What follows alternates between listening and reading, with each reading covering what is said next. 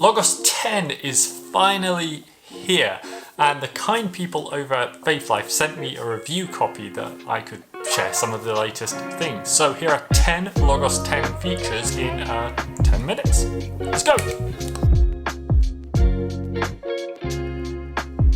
Speed, that's the first thing you'll notice about the new version of Logos, and that's because of some smart stuff the boffins at Faithlife have done, such as optimizing for Apple Silicon and also using a new .NET 6 framework for Windows, I believe that is. Well, the benefits are supposed to be about 10 to 40% speed improvements on both platforms and 15% faster indexing.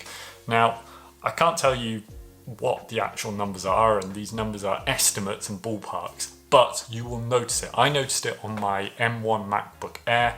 It is so much faster. The new design is the other feature you'll notice immediately. The toolbar has gone from the top and is now on the left hand side, but don't worry, if you like it on the top, you can still go into preferences and you can set it back to be at the top depending on what you want. On the side, it's quite useful because you get a bit more context about each tool, about each shortcut, and you can shrink that down if you want. So it seems like a pretty good balance to me. I'm sticking with it on the left. What about you? Print library catalog is a really interesting feature. Now, this is a Gold Plus package feature, but what it does is it allows you to scan in any old books that you have that are in the Logos library, and they will appear in your searches and in your Factbook and stuff like this. So if you have a whole collection of commentaries on from a certain series or old academic books, instead of selling them and buying the Logos version, now you can scan them in using the mobile app, and then you'll have them in as reference in your Logos library. You won't see the full text, but you will see a short summary, and then you can go look it up in your print books. Great if you've got a legacy library. Factbook tags is the new updated version of community tags, and these are recommended highlights or information points within your books or a resource that you might want to check out. So perhaps if you're reading the Bible, you come across a really weird Old Testament name, you can't remember who this person was exactly, well, then it may have a suggestion there. You just hover over that, it'll give you a quick summary, you can open it up and see more information.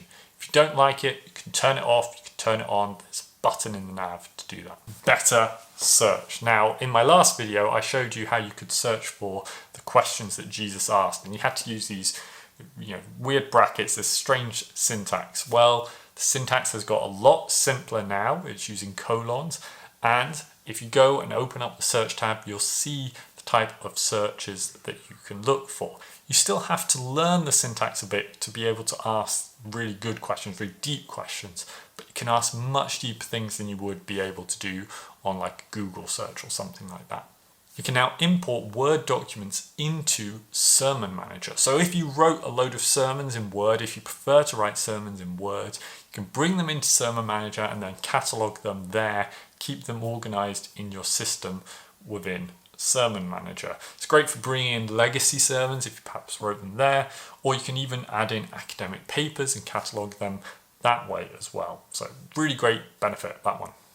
Popular quotes. This is another sermon feature, but this one is in the Sermon Builder. Let's say you're writing a sermon on John 3:16 and you want a quote about love, but you just can't think of the right one. Well, you type in love to the popular quotes tab, and then it's going to give you a whole load of suggestions for popular quotes about this topic. Then you can just drag them in, and there you go. You've got a quote that will help capture people's attention and interest during the sermon. Machine Learning Translation. Now this is a cool feature for me because working in a bilingual church, I know that there can be a real language barrier and there aren't as many Polish resources as there are English resources. Now, if you have a gold or higher package, you're able to get a translation using DeepL or Google Translate of your resource, your document, which you can then copy, save it into your notes. This is a great feature for people where English isn't their first language and they're more limited in their resources. They can get a fairly good translation. Okay, it's not perfect, something that will help them to understand the gist of it. And for my final feature, I'm combining two together, the advanced timeline and the Church History Factbook.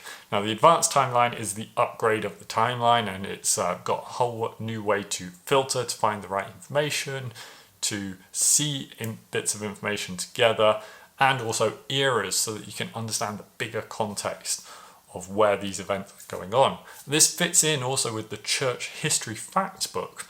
This is a new section in the Factbook which gives you a summary of an event in church history, the key people involved, key events during that time, the key concepts that were around there, and also some recommended readings so that you can carry on learning. So this is a great way to kick off your knowledge into a topic, or if it just comes up in a book, you could do a quick summary of it there, get a gist of what was going on at that time.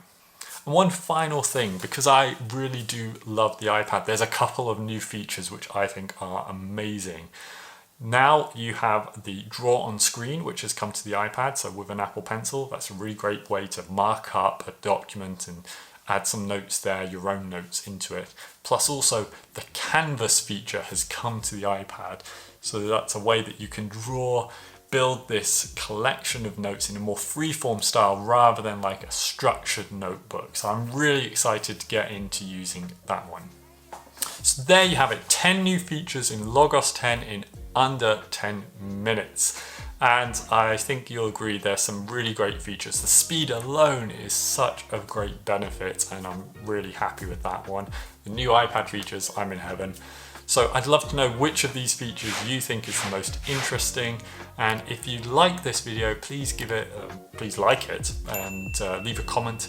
Maybe subscribe to get more videos on Logos and Obsidian Bible note-taking systems. I'll see you in the next one.